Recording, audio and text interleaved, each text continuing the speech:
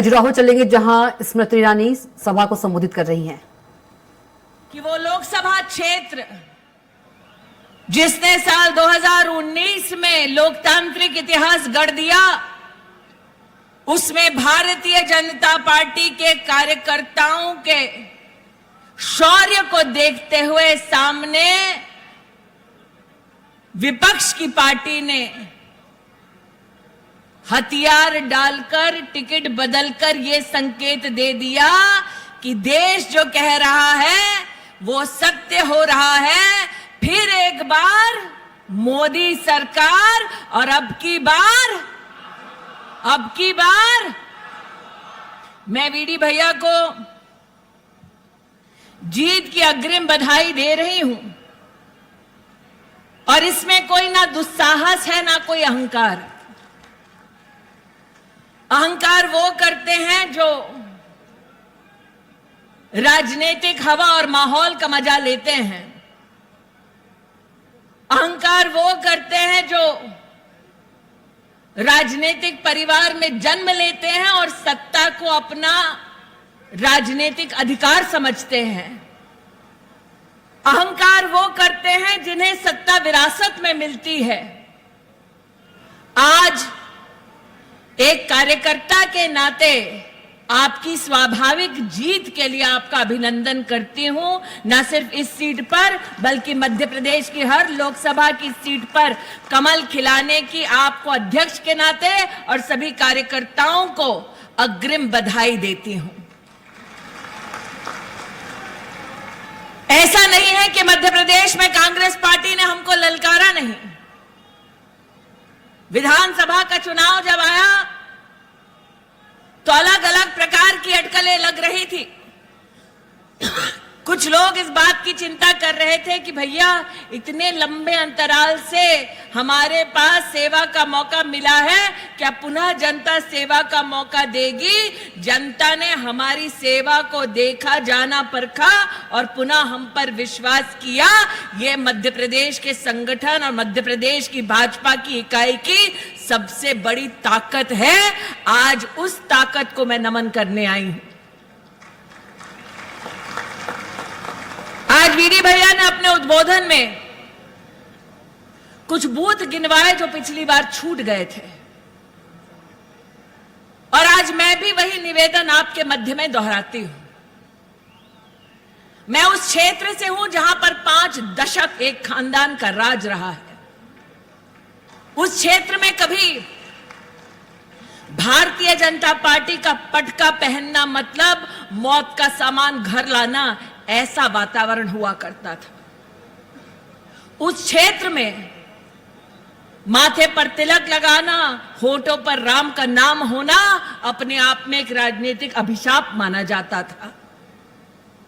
जिस क्षेत्र की मैं प्रतिनिधि हूं, उस क्षेत्र में हाथ तो था ही कांग्रेस का, लेकिन संग संग साइकिल भी चलती थी। वीडी भैया, मैं उस क्षेत्र से हूं जहां पर हाथ को साफ किया गया, साइकिल को पंक्चर की गई, और आज वही बहन आपके क्षेत्र आई है। ये जमाना है वंदे भारत का, वो आज भी साइकिल पर चलते हैं। ये जमाना है बुलेट ट्रेन का, वो आज भी साइकिल पर चलते हैं और इस विश्वास के साथ मौज लेते हैं कि उनका जो गठबंधन है वो गठबंधन एक दूसरे की राजनीतिक सत्ता का समर्थन का गठबंधन है। आप जिस गठबंधन, जिस पार्टी से ताल्लुक रखते हैं, वो ऐसा जो लोकतंत्र की रक्षा और लोकतांत्रिक ढांचे में जनता जनार्दन के उत्थान के लिए समर्पित है। ये फर्क है। मैं भी सोच रही थी इस लोकसभा में आने से पहले कि कांग्रेस की हार का सबसे पहला संकेत क्या, कि मेरे प्रदेश अध्यक्ष के सामने कांग्रेस ने लड़ने से इनकार कर दिया। कांग्रेस की हार का दूसरा संकेत क्या, कि जो एक दूसरे को विधानसभा के चुनाव में आंख नहीं सुहाते थे, जो एक दूसरे के ऑफिस से धकेले बाहर जाते थे, कांग्रेस ने कहा चल ठीक है, ये सीट का टिकट तुमको दे दें। वैसे वीडी भैया, हार से डर कर भागने की कांग्रेस की अब फितरत सी हो गई है। अमेठी वालों से पूछ लो।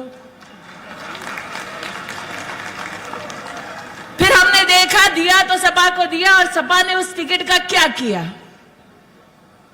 हम क्या, अच्छा भैया वीडी भैया से लड़ने आए हैं साइकिल वाले, फिर वहां दिल्ली से निकले, अमेठी से दिल्ली पहुंचे तो हमको किसी ने फोन किया मध्य प्रदेश से और कहा दीदी सपा ने अपना टिकट बदल दिया। मैंने कहा जिनकी डेली नीयत बदलती है उनका टिकट बदलना आश्चर्य की बात नहीं है। इसलिए आज वीडी भैया आपको जीत की अग्रिम बधाई देती हूं। आप सत्य के पक्ष से लड़ रहे हैं, वो अधर्म के पक्ष से लड़ रहे हैं, आप लोकतंत्र के पक्ष से लड़ रहे हैं, वो लोकतंत्र को छिन्न भिन्न करने वाले ऐसे लोगों के प्रांगण से लड़ रहे हैं। और मेरा यह मानना है कि जिसके पक्ष में धर्म हो, सत्य हो, लोकतंत्र हो, जीत उसकी पक्की है। आज भारतीय जनता पार्टी का कार्यकर्ता जिस पार्टी में 2 सांसद थे, आज वो 400 पार का नारा लगाने की क्षमता रखता है। सीना तान कर, सर ऊंचा करके, विनम्रता के भाव के साथ हर वोटर के पास जाकर वोट मांगता है। आज जनता जनार्दन से कहना चाहती हूं कि सपा को वोट देना मतलब वोट जाया करना।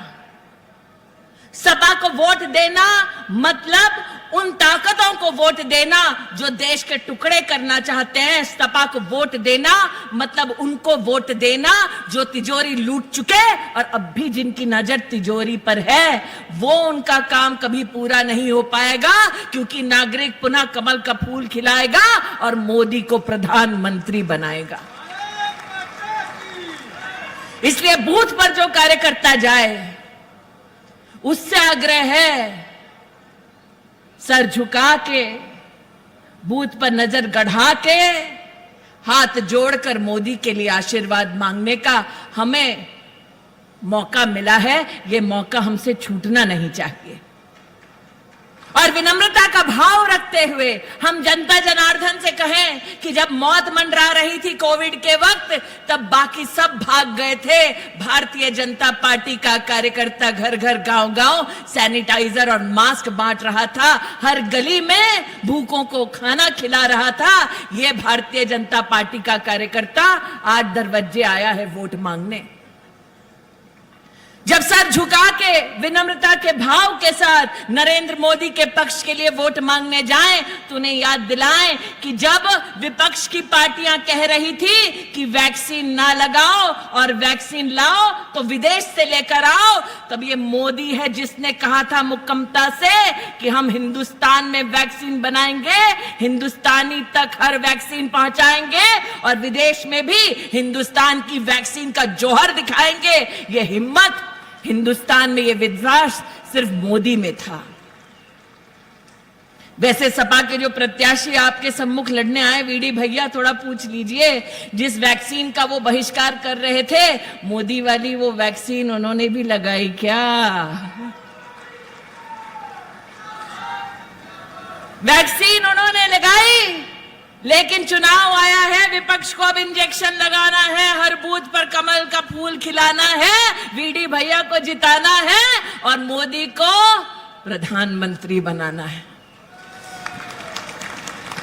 जब विनम्रता के भाव के साथ जनता के सम्मुख जाएं, हम सबको अभी कलेक्ट्रेट जाना, इसलिए संक्षेप में कहूंगी, जब विनम्रता के भाव के साथ आप हर घर जाएं, तब जनता से कहें, जरा दिल पर हाथ रखकर कहो, अगर मोदी नहीं होता देश का प्रधान सेवक, अगर कांग्रेस के हाथ में, लुटेरों के हाथ में बागडोर होती देश की, तो क्या हर गरीब तक मुफ्त का राशन पहुंचता?